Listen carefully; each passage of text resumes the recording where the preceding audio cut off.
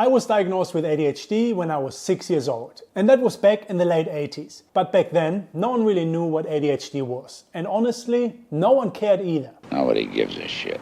My mom gave me Ritalin because that's what they told her to do, but it didn't work for me. It made me so tired and drowsy, and I didn't feel like myself, so she stopped giving it to me. I took it for less than a week, and that was that. No one ever talked about ADHD again.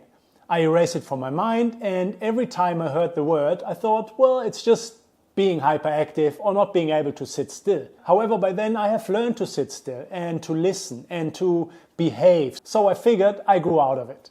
I'm too old for this shit. But I struggled hard. I couldn't focus in school, I forgot assignments, I failed tests. I'd start a million different things and finish none of them. So no matter how hard I tried to concentrate, my brain just wouldn't cooperate. And I thought I was just lazy or not trying hard enough. And I've been told by many teachers that I'm just not that smart. You're an idiot. It was tough, and I started to believe in myself. And I was always thinking, there is something different about me. Now, so let's fast forward to my late 30s, early 40s, when the penny really dropped. Oh, did you hear that drop, dude? I started to dig a little deeper into ADHD because it is more prevalent and more talked about nowadays. So I did some research, reading, and suddenly everything started to make sense. Boom! ADHD. I called my mom, we had a chat about everything, and she still didn't think that ADHD was a real thing. But she did confirm that I was diagnosed as a child. But since no one understood it back then, it was just forgotten. So technically I was diagnosed, but now I re-diagnosed myself through research and just understanding more of it. Makes sense. However, I never took meds. I never saw a psychologist, so I had to figure everything out by myself. And over the years, I've learned some invaluable lessons that completely changed the way I live with ADHD. And I want to share my top 10 with you, because if they help me, they might help you as well. Lesson number 1. Exercise is a non-negotiable. I used to think that exercise was just about looking good or losing weight, but I never really understood the benefit it has for your brain. But the more I learned about ADHD, the more I realized I need it for my brain. There was a time when I woke up groggy, overwhelmed, before the day even started. Then I would skip the workout because I didn't have time. I don't have time for this. And guess what? Those days were always the worst. Then I tried something different. I committed for a minimum of just 10 minutes of movement every day. Kettlebell swings, push-ups, a quick walk, whatever I felt like. And I started to feel clearer, calmer, and more focused. Now, even if I don't feel like it, I do something, because without exercise, my brain just doesn't function properly. Lesson number 2, what you eat affects your brain more than you think. For years, I lived on caffeine and sugar. Quick meals, sodas, whatever kept me going. That keeps me going.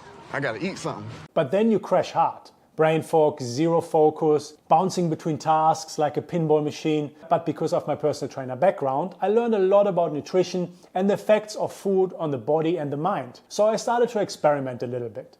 I focused on eating real foods, prioritizing protein, healthy fats, fewer processed carbs, and within days my focus improved. I wasn't constantly chasing energy spikes anymore, and I just feel better. And I'm far from perfect, but I know immediately when I eat like crap because my brain feels it. Oh, I know what you mean. And if you find this content helpful so far, make sure to hit that like button, subscribe to the channel.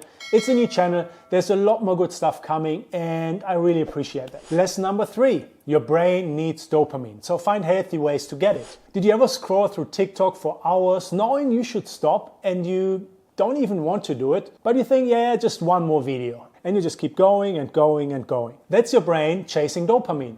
Dopamine now.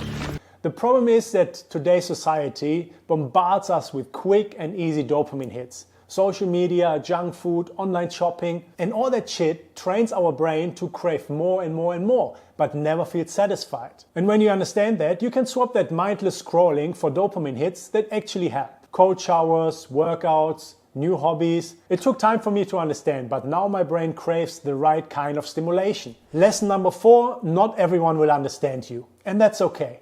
For years, I tried to explain ADHD to people who just didn't get it. I'd hear things like, everyone gets distracted, or you just need to focus more. Now I don't waste my energy anymore. Some people will never understand what it's like to have a brain that works like ours, and that's fine. Surround yourself with people who do get it, and stop apologizing for how your brain works and for who you are. Lesson number 5, ADHD is context, not an excuse. For years I used ADHD as an excuse. I can't be organized, I have ADHD.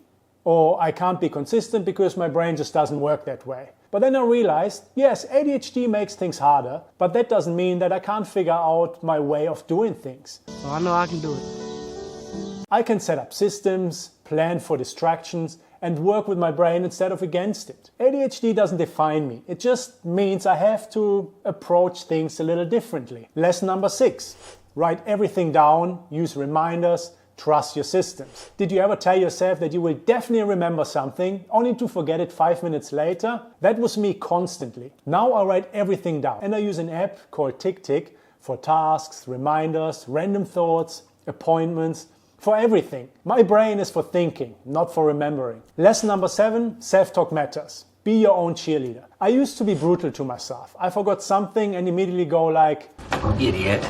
but your brain listens. And if you talk to yourself like crap, you feel like crap. Now I practice self-compassion. And instead of, why do I always screw up? I say, okay, that happens.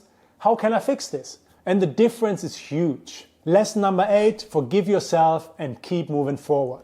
ADHD slips up will happen. You will forget things, procrastinate, miss deadlines, but beating yourself up doesn't help. But what does help is learning from it, adjusting, and just moving forward. The goal isn't perfection, it's progress. And yes, honestly, it's hard work. But that is the great thing about ADHD. We constantly have to work on ourselves, and that means growth. Lesson number 9, small wins build momentum, and done is better than perfect. I used to be the king of great ideas that never get finished because I wanted everything to be perfect. Everything needs to be perfect. Now I focus on small wins. A rough draft is better than a blank page.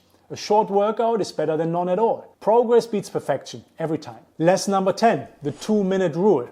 Your secret weapon against procrastination. You ever stare at a mess in your house and think, You know, I really don't have any time for this. here's the trick. If a task takes you less than 2 minutes, do it right now. Reply to that email. Take out the trash. Put your shoes away instead of leaving them in the middle of the floor like I do. Once you start, you usually keep going.